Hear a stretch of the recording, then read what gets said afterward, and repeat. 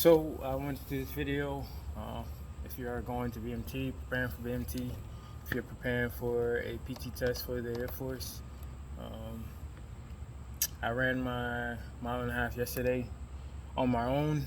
I ended up clocking in at a 8 minutes and 59 seconds for a mile and a half. So how did I get my time back down to that?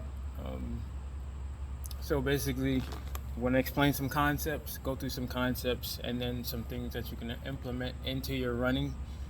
Uh, so understand, not all running works on the same thing. So distance running usually works.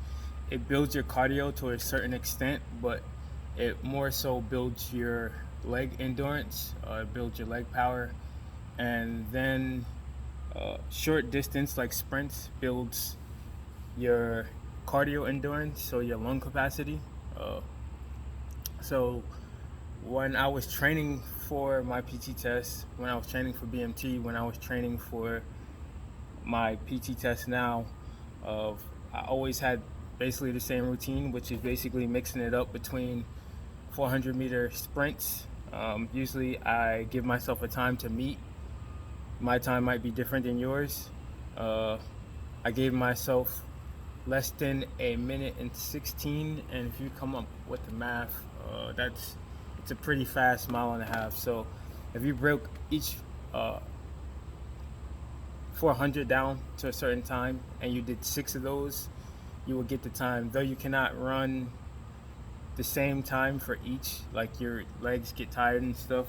It's usually a guesstimate. So for my sprint days, because 400s are they're a sprint, but it's a medium distance, so it crosses over. It's a mix between cardiovascular endurance and leg endurance.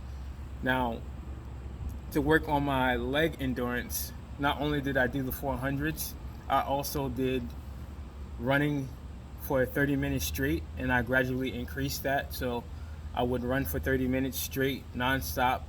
You play your music, listen to your music if you want, and I increased that to an hour. Now, if you look at it, if you run an hour, really 8 minutes is nothing compared to, or if you, let's say, 13 minutes, that's given hefty if you don't want, or you can't reach an 8 minute mile and a half, because that's pretty fast. Either how, an hour long of running is going to build your legs tremendously. And as I said, a mile and a half compared to an hour run, you might get in anywhere from 6 to 7 miles within that hour. So it's a great way to build your leg endurance for the 1.5 mile run.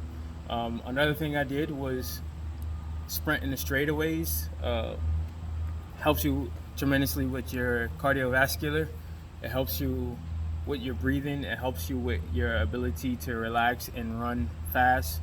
Therefore, when you have a point in the race where you have to sprint, maybe the end, or when time is running up, or whatever that may be, you have the leg power to do that. So sprinting builds your leg power, but a different type of leg power than leg endurance. So leg power is different than leg endurance. Leg endurance is more duration. Leg power is a high intensity for a long period of time. Either way, these were the things I did to work on my mile and a half time. 400s especially, they hurt. I would start with 3 if you can, and try to work your way up to 6, because once you're hitting 6, a mile and a half is going to be nothing for you. Your lung capacity and your endurance and your endurance and stamina is going to be in really good shape. So once again, I broke it down. Some days I will run a mile and a half. Some days I will run sprinting. Some days I will run an hour long.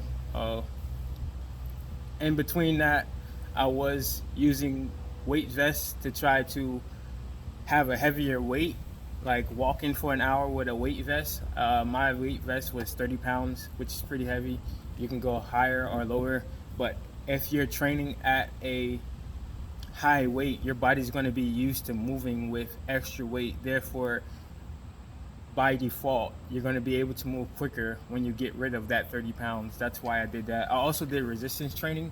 Um, it was something I found on Amazon, in which I had a belt which connected to ankle straps, and the ankle straps had resistance bands connected to the belt. So I used that to build my leg power and leg endurance too, because any type of resistance other than what you normally do, it's going to help you tremendously. Your body's going to be used to that extra resistance. Therefore, if you are taking the resistance away, you're going to have an advantage to dropping your time, feeling that you can move better, your overall movement, and how you carry your weight. Because that's what running is. Running is adapting to carrying your weight. So if you have to drop weight, I think when I was in BMT, I was like 170. However, right now I'm like 185, carrying my weight really good. It was a point where I got up to 190, but I understand that in order to run as fast as I want to and hit a time as much as or as low as a 1 or 8.59 seconds, my average weight would be about 185, 180. So understand that too. The heavier you are, the more it's going to be a challenge to carry your weight. Therefore, you might want to drop a little bit of weight so that you are running faster and you are hitting those times. In BMT, we did the 30-minute run.